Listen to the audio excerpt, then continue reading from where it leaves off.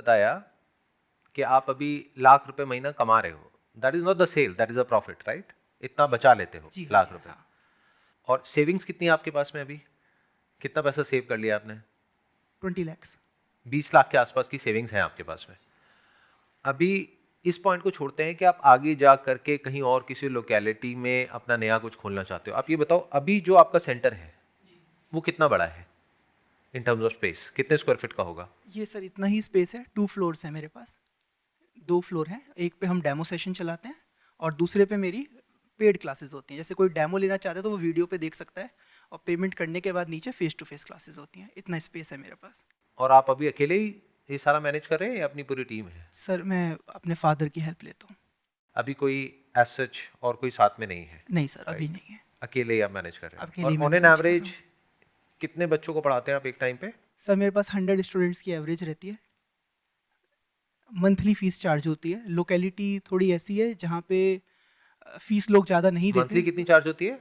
Sir first month 1500, और उसके बाद हर मंथ 1200 पर मंथ फ़ीस होती है।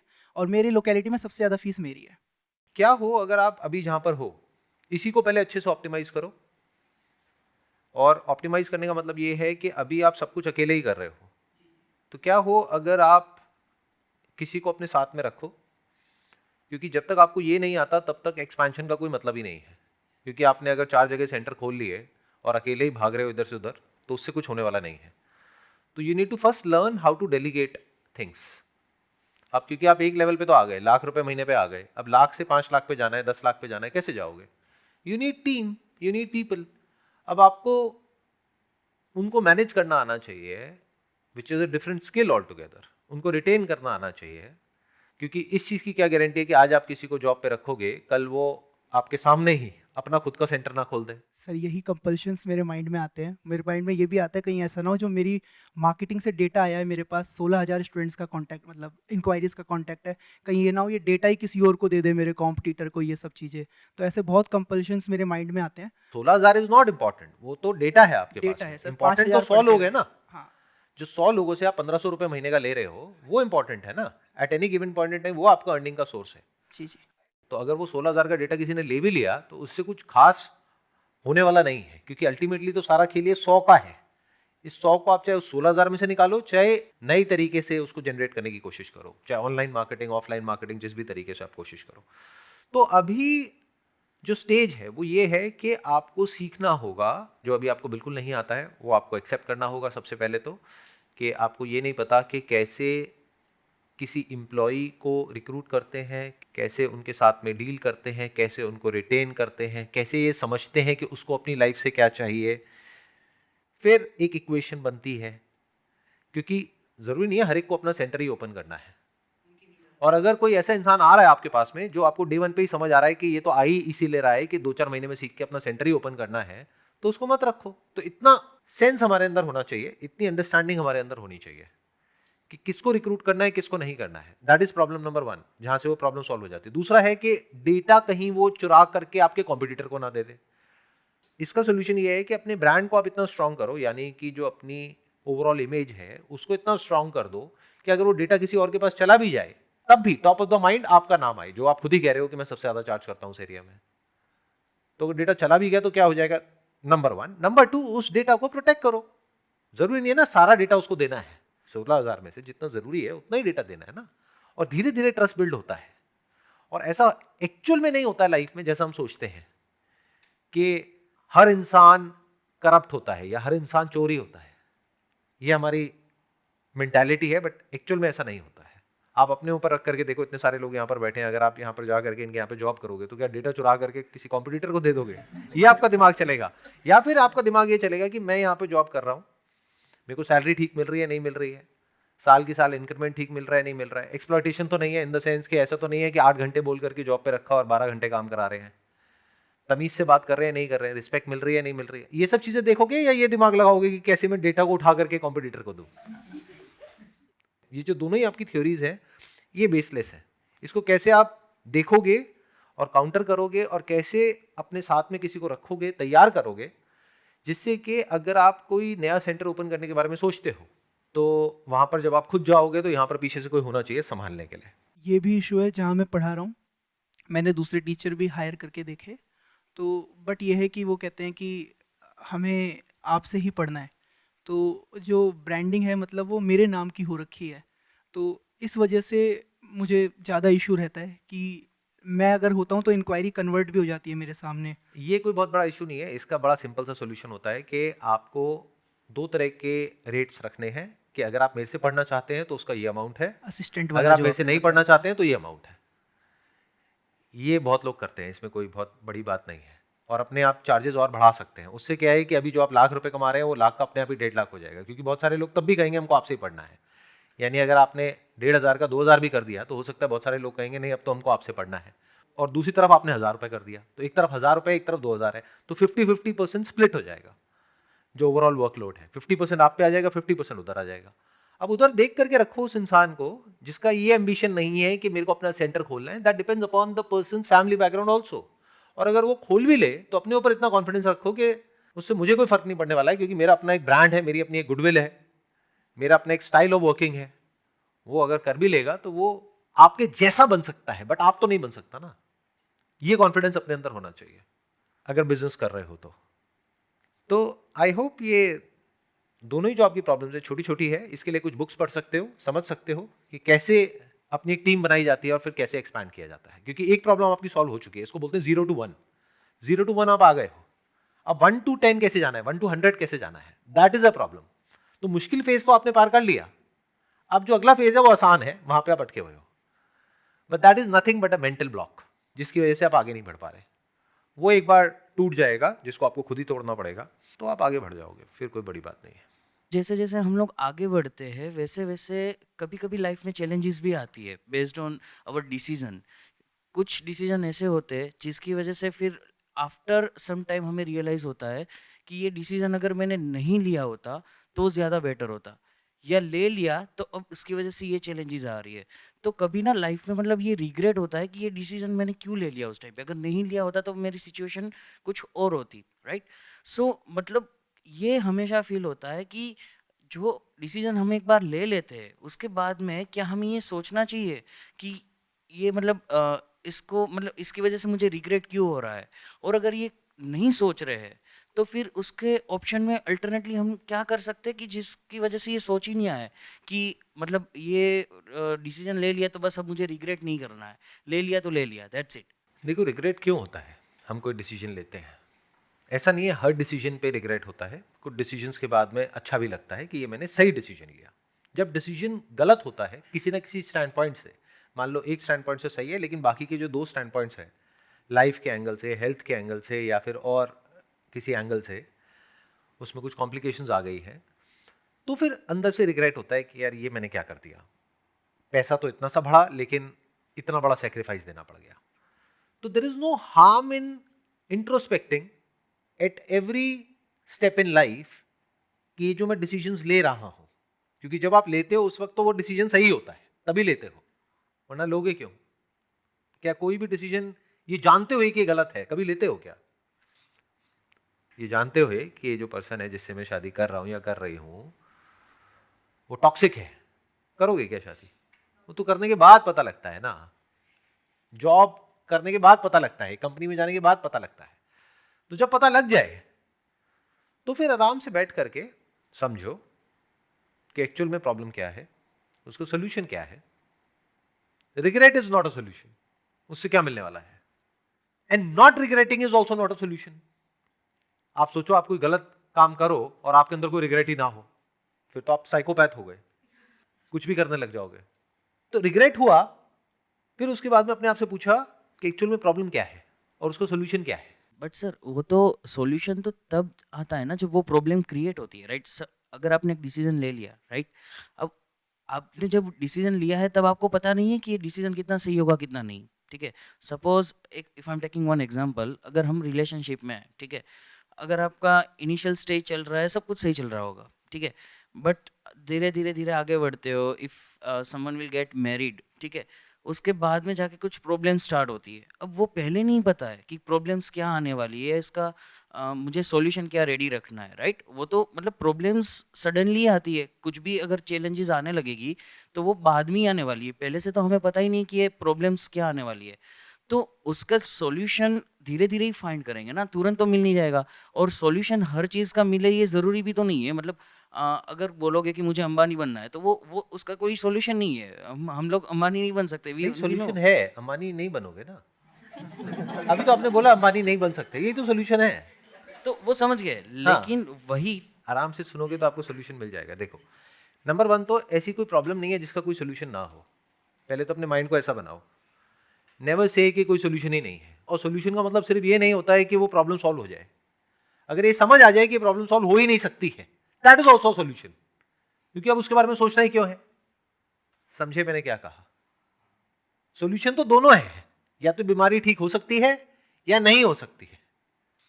अगर दोनों में से एक भी आपको पता लग जाए क्लियर तरीके से, तो this is the solution.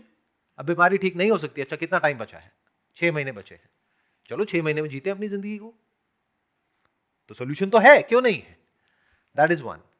To, अगर ठीक हो सकती है तो अब एक और प्रॉब्लम साथ में आएगी, पैसा कहां से आएगा? या जो आपने एग्जांपल दिया रिलेशनशिप का, तो आप इसको ऐसे समझो, लाइफ में ना हर एक इंसान को ये लगता है कि मेरी प्रॉब्लम सबसे बड़ी है। कि सर आपको नहीं पता कि मेरी प्रॉब्लम क्या है, आपको नहीं पता मेरी सिचुएशन क्या है। ये जो आप कह रहे हो, ये अकेले आपकी प्रॉब्लम नहीं है, ये हर उस इंसान की प्रॉब्लम है जो शादी करता है या करती है। इसमें कोई नई बात नहीं है। बट होता क्या है कि जैसे कोई डॉक्टर के पास में जाता है ना, अपनी बीमारी लेकर के, वो बढ़ा चढ़ा करके बताता है डॉक्टर को। डॉक्टर कहता है हाँ ठीक है ठीक है ठीक है, ये लो ये खा लो जाओ। ओ डॉक्टर साहब आपको नहीं पता, ये हो गया वो हो गया वो हो गया वो हो गया। उसके पास ऐसे सुबह से रात तक 1000 पेशेंट आ रहे हैं। उसको पता है अभी ये इस तरह का फ्लू फैला हुआ है मार्केट में। तो आपके केस में फ्लू क्या हो गया? शादी। जैसे ही शादी कर ली, उसके बाद में समझ आया कि अच्छा ये प्रॉब्लम्स है। तो अब कैसे समझ आएगा?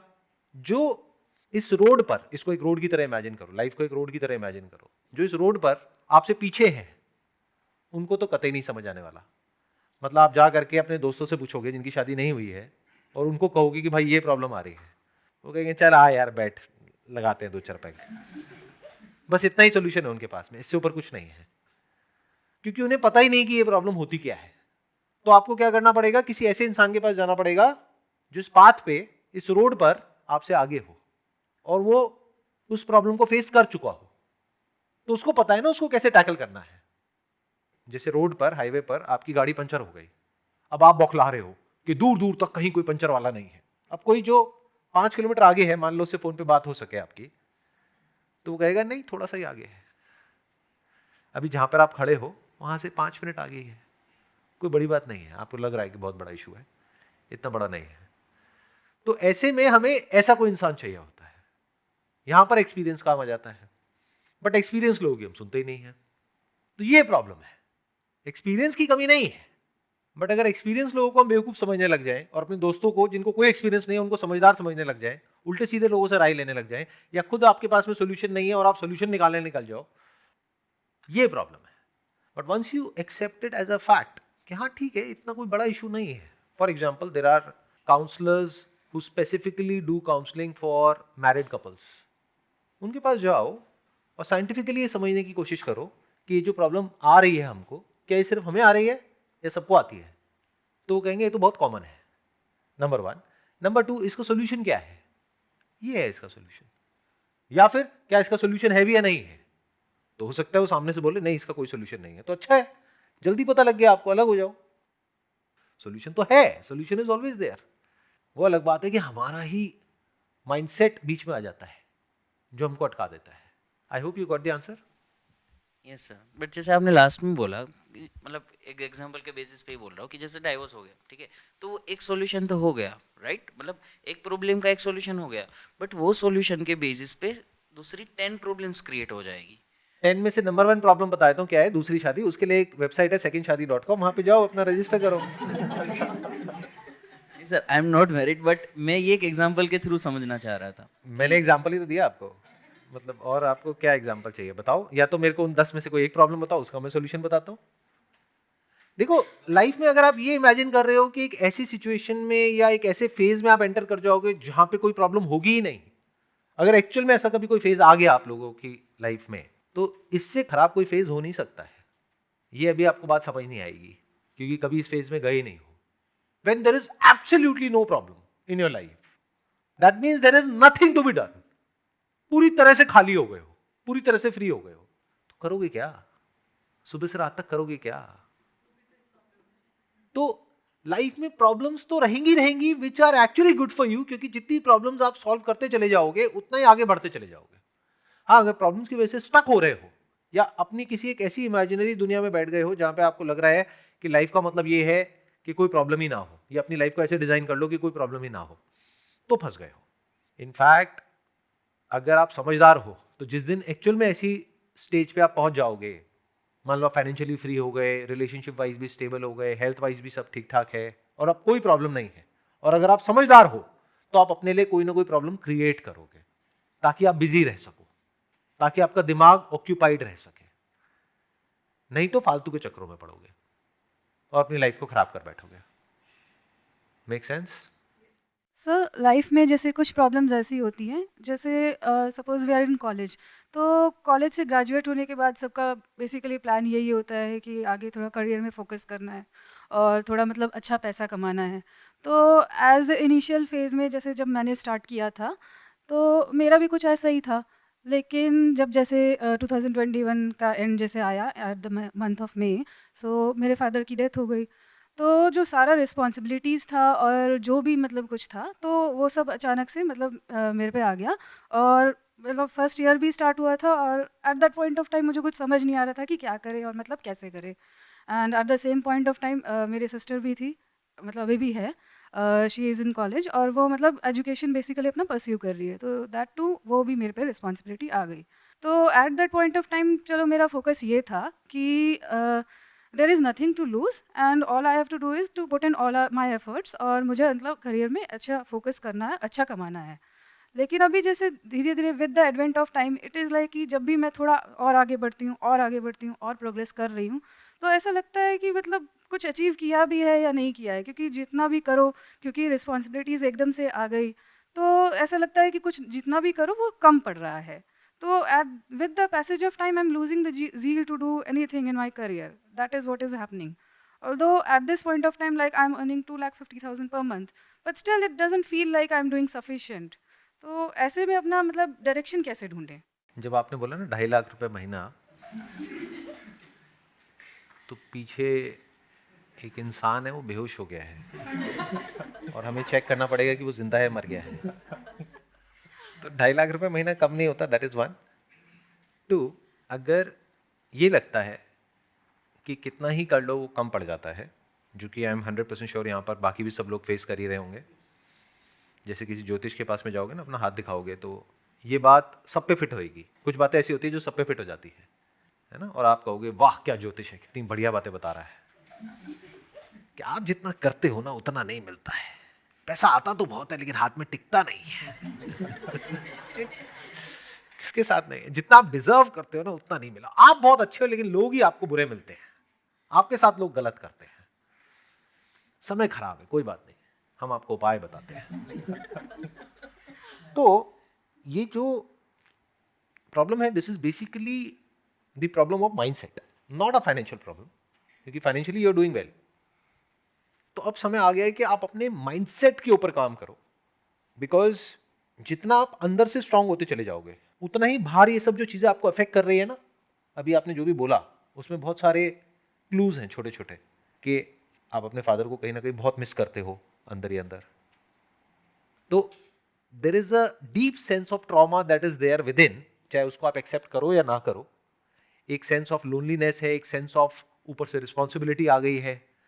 तो कभी कभी ऐसा लगता है कि इतनी कम एज में मेरे ऊपर इतनी रिस्पॉन्सिबिलिटी क्यों आ रही है, मेरे साथ में ऐसा क्यों हुआ है। तो ऐसी कई फीलिंग्स हैं जो अंदर दबी हुई हैं, जिसको हम कभी देखते नहीं है, लाइफ में बिजी रहते हैं। तो once you see all these things as it is, और यहां पर अपने पर्सपेक्टिव को हल्का सा शिफ्ट कर दोगे, तो एक एंगल ये हो सकता है लाइफ की सिचुएशन को देखने का कि मेरे साथ में ऐसा क्यों हुआ। देखो मेरी और जो फ्रेंड्स हैं और हैं, मेरे सर्कल में हैं, रिलेटिव्स में हैं, उन सब की तो लाइफ बहुत बढ़िया चल रही है, मेरे साथ में ऐसा क्यों हुआ। इतनी कम एज में मेरे ऊपर ही इतनी रिस्पॉन्सिबिलिटीज क्यों आ रही है, हर तरह की, फाइनेंशियल, मॉरल, इमोशनल, सारा कुछ मेरे को ही देखना है क्या। ऐसे आते ही है ना, ऐसी फीलिंग्स आती है ना, am I the head of the family, क्यों, वो भी इतनी कम एज में, जिसकी वजह से लाइफ में और भी कई एस्पेक्ट्स हैं जहां पर आप सफर करते होगे। एक एंगल ये है देखने का। दूसरा एंगल क्या है कि अगर इतनी कम एज में आपकी लाइफ में इतनी प्रॉब्लम्स आई है, तो क्या उसकी वजह से आप जो थे आज से कुछ साल पहले, उसमें और अब में कुछ फ़र्क है या नहीं है? बहुत ज़्यादा फ़र्क है। क्या फ़र्क है, आप ही बताइए। इंटेलिजेंस वाइज अगर मैं बात करूँ तो बहुत ज़्यादा फ़र्क है। इमोशनल लेवल पे भी अब धीरे-धीरे एक समझ आ गई है कि फैमिली को मतलब साथ लेके कैसे चलना है। So that is something which I think I have gained इन। तो आपकी इंटेलिजेंस में बहुत डिफरेंस आया है? बहुत ज़्यादा डिफरेंस आया है। जिस तरह से आप पहले जीते थे, क्योंकि पहले तो यू वर लाइक कि जो मैं कर रही हूँ, क्या फ़र्क पड़ता है, ऊपर कोई है जो who will take care of everything. Now you have the responsibility and you have to make sure कि जो भी आप कर रहे हो वो सोच समझ करके कर रहे हो, एक एक चीज़। तो इंटेलिजेंस में बहुत फर्क आया है, वे ऑफ लुकिंग एट जो आप बन गए हो अंदर ही अंदर, जिसको आप अभी देख नहीं रहे हो क्योंकि आपका ध्यान बाहर है, बट जो भी ये लाइफ में हुआ ये बहुत ही ट्रैजिक है और ये सिर्फ वो इंसान समझ सकता है जिसके साथ में हुआ हो। तो मैं तो नहीं समझ सकता, यहाँ पे और लोग भी नहीं समझ सकते। तो वी कांट इवन इमेजिन के what is it that you have gone through, ये फेज कैसा रहा होगा आपके लिए। लेकिन इसकी एक साइड ये है कि कुछ बहुत बुरा हुआ विच इज अ फैक्ट।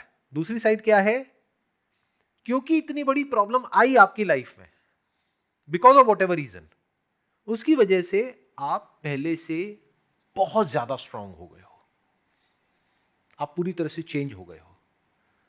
तो इस चेंज को देखो, ये जो पॉजिटिव हुआ उसको देखो, अपनी स्ट्रेंथ को देखो और दिमाग ये लगाओ कि स्ट्रेंथ को मैं और कैसे बढ़ाऊं, कि आज आपके ऊपर 2 या 3 लोग डिपेंडेंट हैं।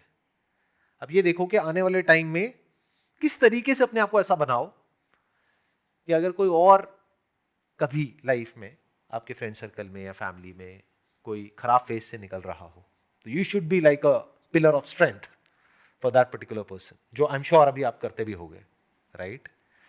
तो अगर अच्छाइयां देखोगे तो कमी नहीं है अपने अंदर, it's just a way of looking at a situation. अभी हम सिचुएशन को इस तरीके से रीड कर रहे हैं जो सब कुछ मीनिंगलेस लग रहा है क्योंकि सब कुछ स्कैटर्ड है। बट अगर इन सारे डॉट्स को कनेक्ट करोगे तो आप देखोगे कि जितनी बड़ी प्रॉब्लम होती है लाइफ में उतनी बड़ी अपॉर्चुनिटी भी साथ में होती है। And you have made the most of that opportunity by making yourself stronger, by taking responsibility. आप चाहते तो रिस्पॉन्सिबिलिटी छोड़ भी सकते थे, आपकी जगह पर और कोई होता तो वो चाहता या चाहती तो वो रिस्पॉन्सिबिलिटी छोड़ देते, वो कहते भाई तुम लोग अपना अपना देखो, मैं अपना देखूंगी। बट आपने ऐसा नहीं किया ना, तो दैट्स अ बिग थिंग। तो अगर इस तरीके से आप देखने लग जाओ तो खुद को एकदम से मीनिंग मिल जाएगा ना, एकदम से पर्पस मिल जाएगा लाइफ में, मजा आने लग जाएगा, एक ग्रैटिट्यूड वाली फीलिंग आएगी। तो 2 चीजें करनी है, एक जो भी अंदर ट्रॉमास हिडन है, जो अंदर है उनको फेस करो, और दूसरा जो आप अब बन गए हो उसको देखो और उसको अप्रिशिएट करो। यानी जो ट्रॉमास है उसको पूरी तरह से एक्सेप्ट करो, क्योंकि नहीं करोगे तो गड़बड़ हो जाएगी। देन आप हमेशा कोशिश करते रहोगे उससे कहीं ना कहीं भागने की, और जितना भागने की कोशिश करोगे वो जो अंदर पड़ा हुआ है वो और ज्यादा तंग करेगा।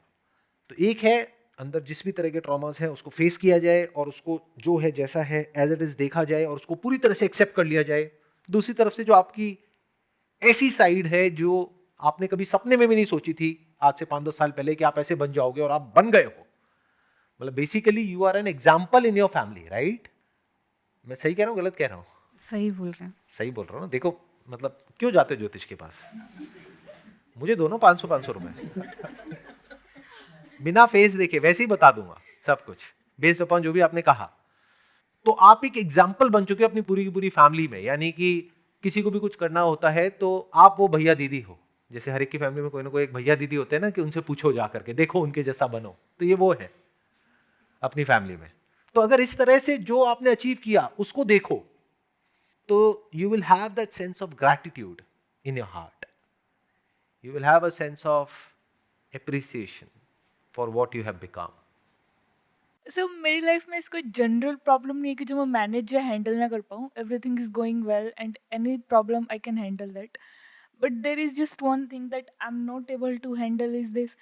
For example, in between siblings और फ्रेंड्स कुछ भी होता है एंड वी स्टार्टिंग आर्ग्यूमेंट और फाइट हमारे बीच होती है या डिबेट होता है, आर्ग्यूमेंट्स होते हैं, लाइक सामने वाले ने अपना अगर टोन हाई कर लिया, अगर वो तेज़ आवाज़ में बोल रहे हैं, even if I'm right or I have a point to say, मैं कुछ कह नहीं पाती हूँ, मैं चुप हो जाती हूँ या फिर मैं रोना शुरू कर देती हूँ और बहुत कोशिश के बाद भी मैं ये चीज़ ठीक नहीं कर पा रही हूँ। Like the problem is high tone, like तेज़ आवाज़।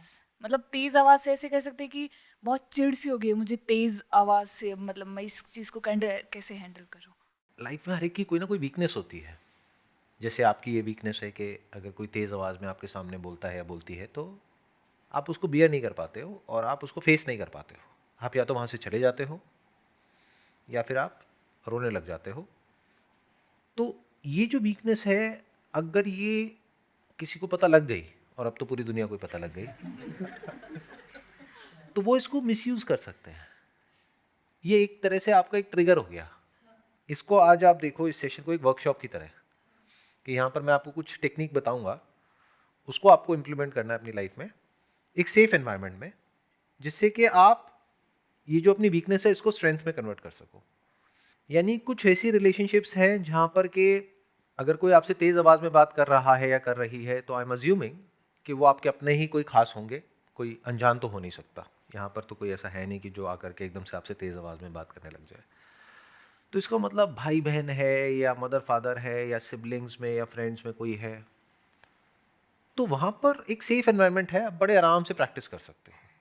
यानी इस बार उल्टा करो, पहल आप करो तेज़ बोलने की। और ये बात उनको पता नहीं होनी चाहिए, यानी ये वीडियो मत दिखाना अभी उनको, बाद में दिखाना। मेरे को ये एक्सपेरिमेंट करने को मिला था, ये प्रैक्टिकल एक वर्कशॉप में मैं गई थी, वहाँ पे मुझे बताया था कि इस तरीके से आप करो।